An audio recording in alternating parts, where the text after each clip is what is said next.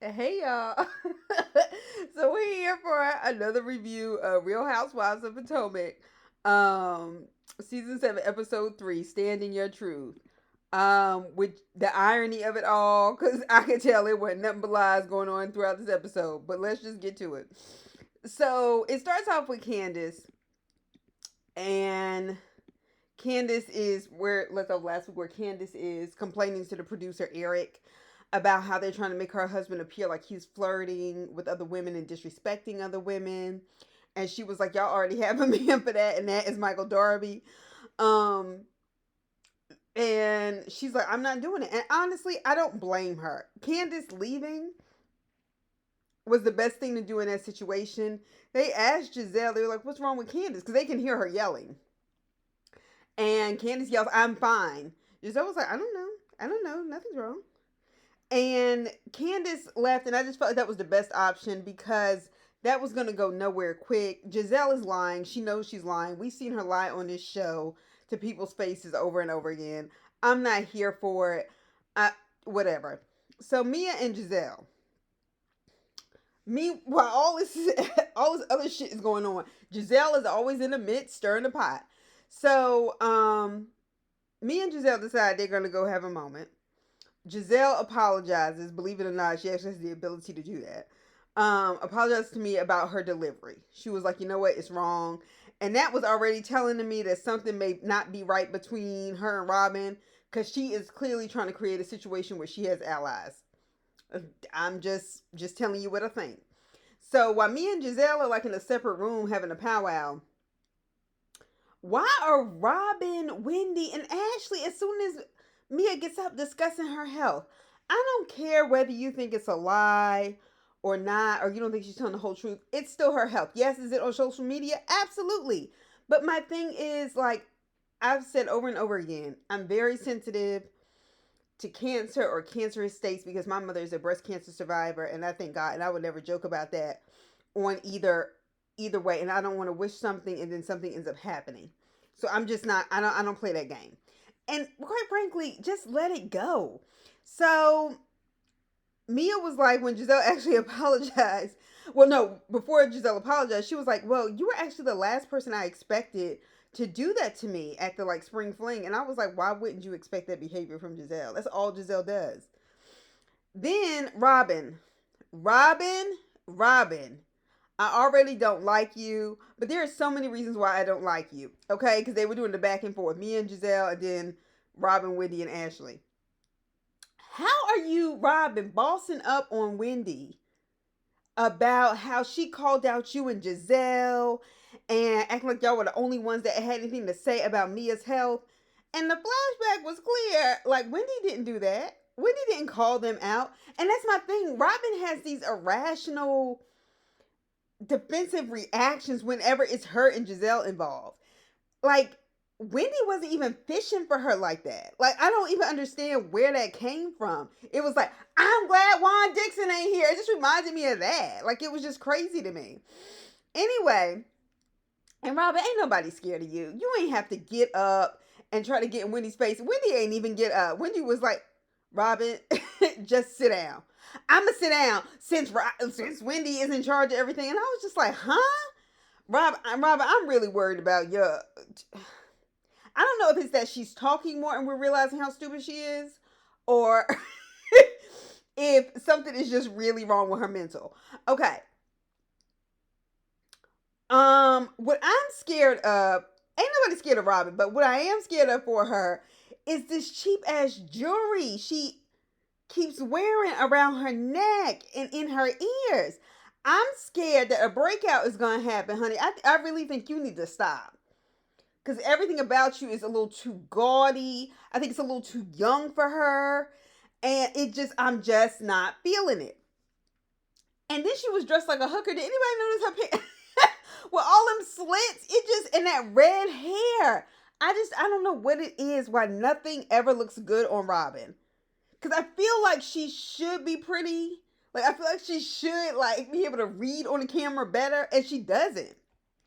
Anyway. Fire Robin. Robin is so fucking weak. It's just she's just lame. Get rid of her.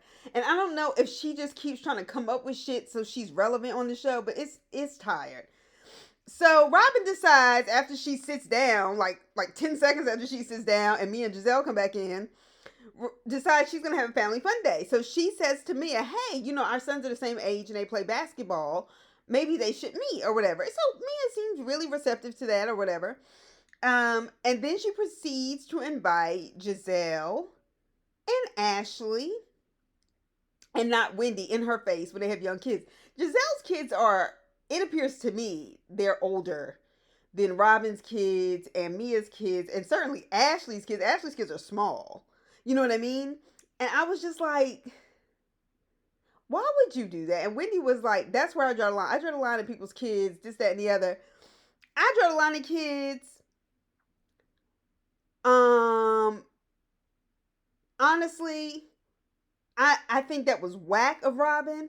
But at the same time, Wendy, the feeling I get is that you ain't missing out on shit. So don't even worry about it. And I'm not even here for Wendy like that. But that's not what it's about. It was rude. It was, and like, Robin, who wants to come to your whack ass event?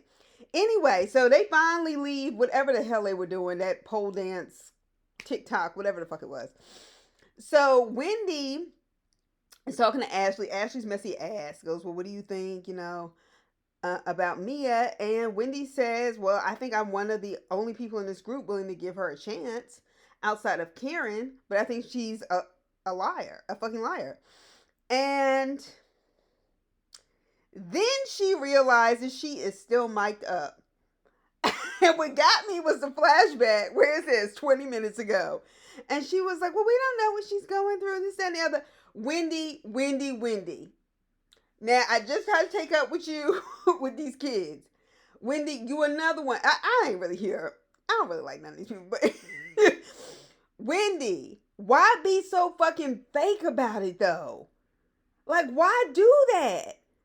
Like, to me, there's just something wrong with Wendy. Wendy has been performing since the day she got on the show. I'm an intellectual, and I'm a professor, and now I'm a businesswoman. And then you sliding down the poles in a bodysuit last season, getting upset with your breasts all out and redone, which is fine if that's what you want to do. I just don't think they should be out, and you should be having like titty cupcakes, but whatever.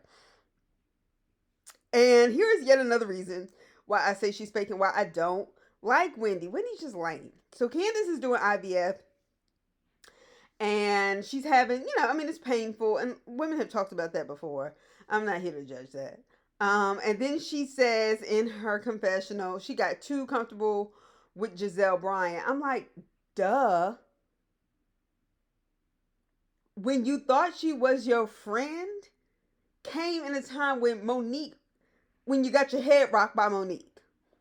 Okay? And she was lying on her husband and the paternity of Monique's child. That's a character flaw. At her age, that's a character flaw. So I don't know why people think this, but if somebody's capable of doing that to one person, I'm not talking about like little stuff, like little white lies here and there, you just not like it. So I'm talking about real mean fucking cruel stuff. Why would you think you're any different? That kind of person is never to be trusted. And you did get too comfortable, and you know what? I hope you learning your lesson. Next, Karen and Ray go to get pedicures. Boring. Next, Ashley and her brother Zach, they go to look at a house. And they're going to look for a house. The realtor is basically somebody Michael works with and has contracted out before. That's what Ashley tells us. And I say that's what Ashley tells us because we already know. Ashley said that Michael and her, have missed out on a couple of houses because other people have made cash offers. Well, in a market where things go pretty fast, and particularly that area, Northern Virginia, close to D.C., so the producer says, well, have you and Michael thought about making a cash offer? And she says that Michael doesn't think it's a sound financial decision, and she doesn't either, although it seems like she didn't think that by default because Michael thought it. And yes, the fuck it is. I mean, you want to have a housing inspection and things like that. And make sure you look at the house. But the house that she was looking at looked like new. You want to make sure there's no lead and that kind of thing. But that's how you guarantee getting a home for a certain price. And coming in and being able to negotiate those factors like more quickly and more clearly when you have your own money. And so I'm just trying to figure out, like, it just seems to me that Michael is cheap with his family, and I have a problem with that. Two, I don't think they have as much money as they say they have. Three, I think Michael has more money than he says he has, but he's keeping it from Ashley. And like this whole setup is just, it's not making sense. And it seems scammish. So why they going in on Mia? We know Mia lies. But why y'all going in on Mia? This whole thing seems scammish. When she said they were looking for a house in the name of an LLC, I called it. I was like, yeah, because you get a business EIN number, which is basically a brand new social security number, and you can get a house in that. Like, it's a way to not use her credit or his, and then all of it said it's more prepared to file bankruptcy and shit. Like, Ashley is worried about the back. She has an insecurity about leaving Michael and whatever stability that has provided for her. And I don't know if that's based on the way she grew up and not always having her mother there and being raised by her uncle, that maybe that's what she fears. But I'm trying to figure out how you've been married to this man that is a millionaire and you haven't learned shit about money or anything relating to money and business. I'm going to need for you to do better. You should be able to pick that shit up in conversations. Anyway, so Robin's in a brand new house. Robin, why did you buy a house this big? If Juan's credit hasn't recovered from your bad financial decisions that he is being punished for, why do that? Trying to keep up with the Joneses. And as I noticed, and I said kids are off limits, but it just seems like her kids don't listen to her. And I think that's a reflection of a lack of home training. Like, she can say something, they just walk out the room. And I have yet to see them do that with Juan. And we know, fathers have a tendency to be able to come in and say something and it's different. But Robin, they're getting too old and you need to teach them about respecting women and understanding they have to listen. Because I'm telling you, they're picking up on all those signals. All right, so her and Juan are going through some files they have from the old house. You know how you accumulate stuff. So she asked Juan about a prenup and Juan was like, what the fuck? And he said, okay, I make more money than you anyway. And they were like, does he make more money than you?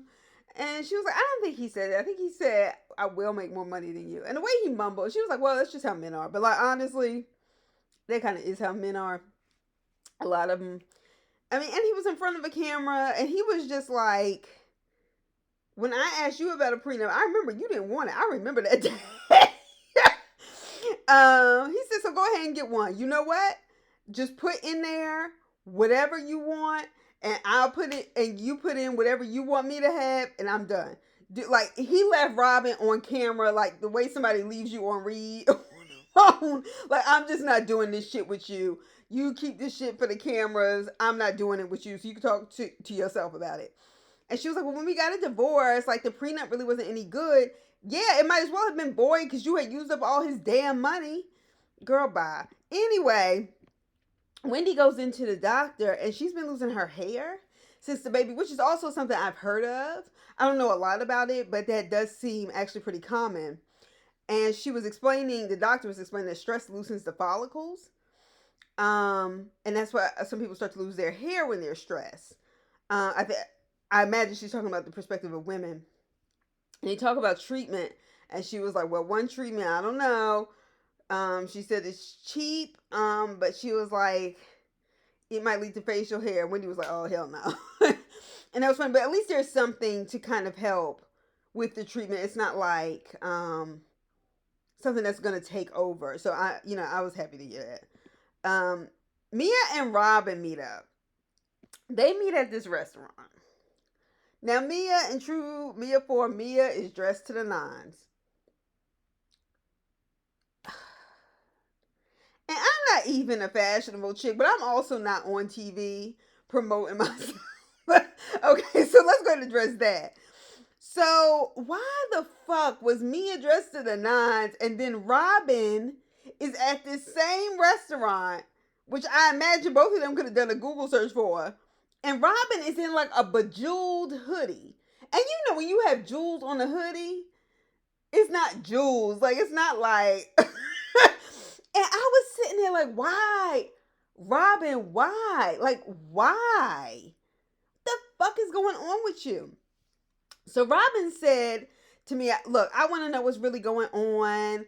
And she's going on about her Instagram page and her posts. And I'm like, first of all, I'm already tired of this story. I'm already tired. I'm tired. I'm tired. I'm tired. I don't want to see no more episodes about Mia's health if it's not coming from Mia. Why, Robin, why are you studying her page?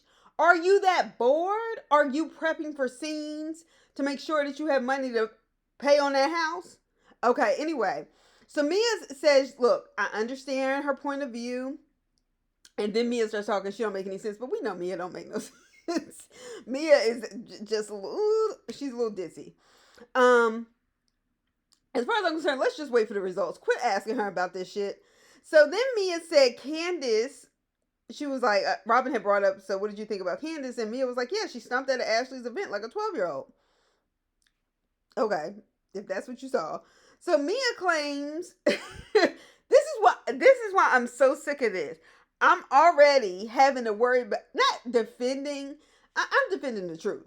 Okay, so Mia claims Chris was staring her down at the spring fling while she was dancing.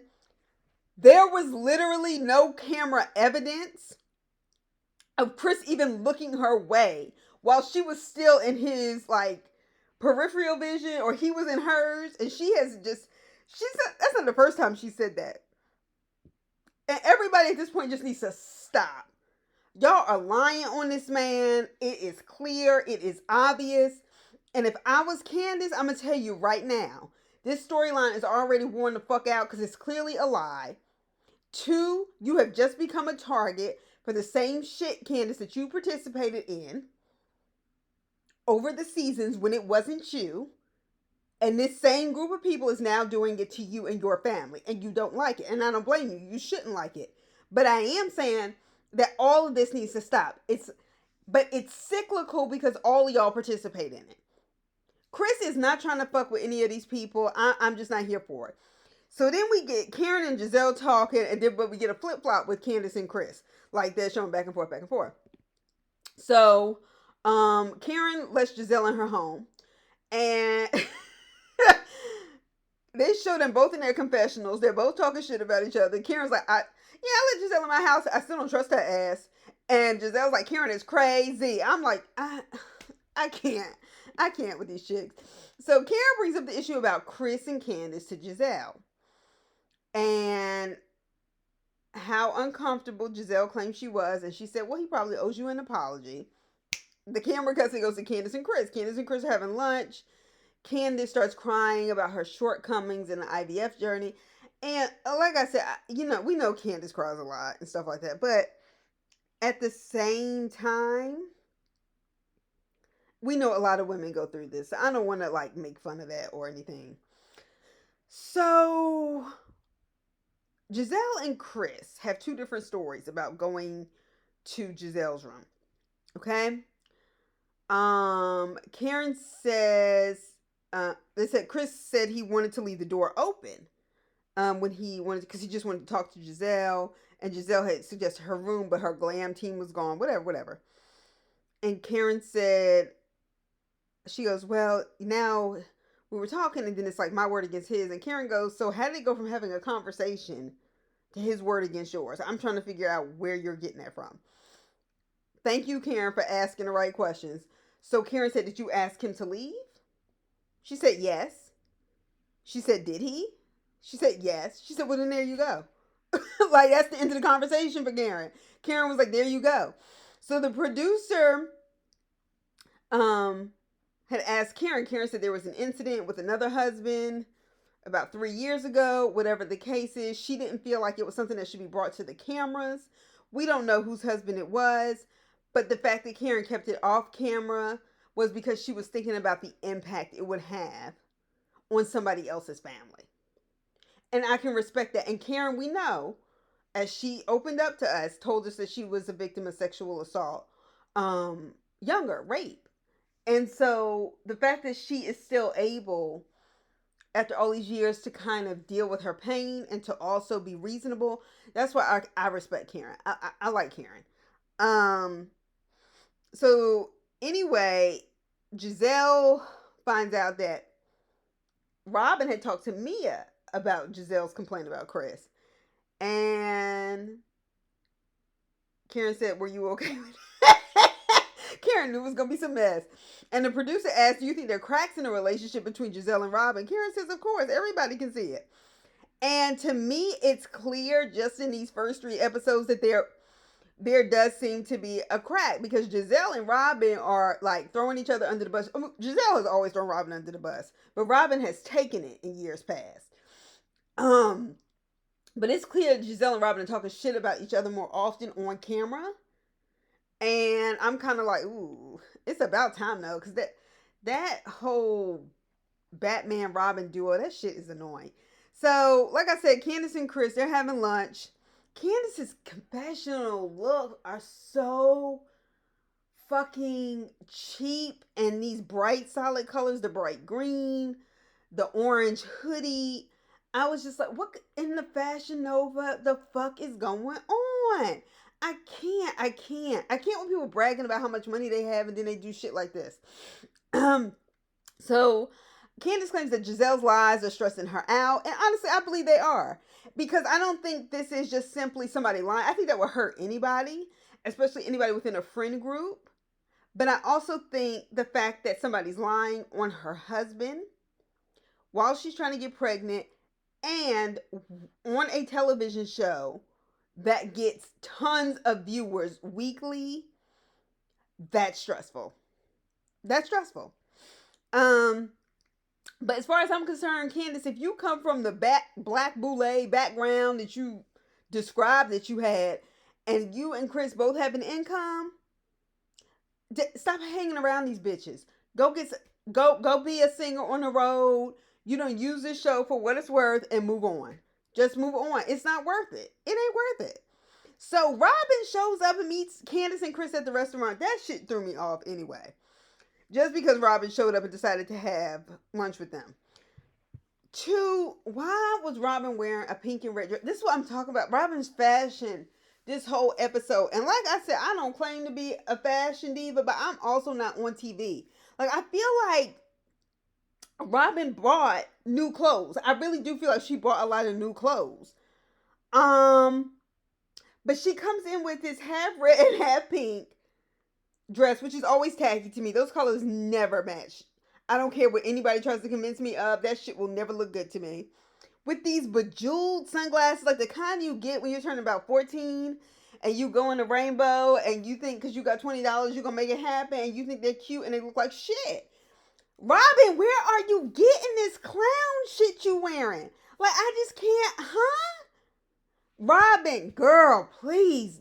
I just want her to at least look like she's not trying to be fashionable so it doesn't look so bad. And once again, she had that cheap ass Claire's around her neck. I can't take it.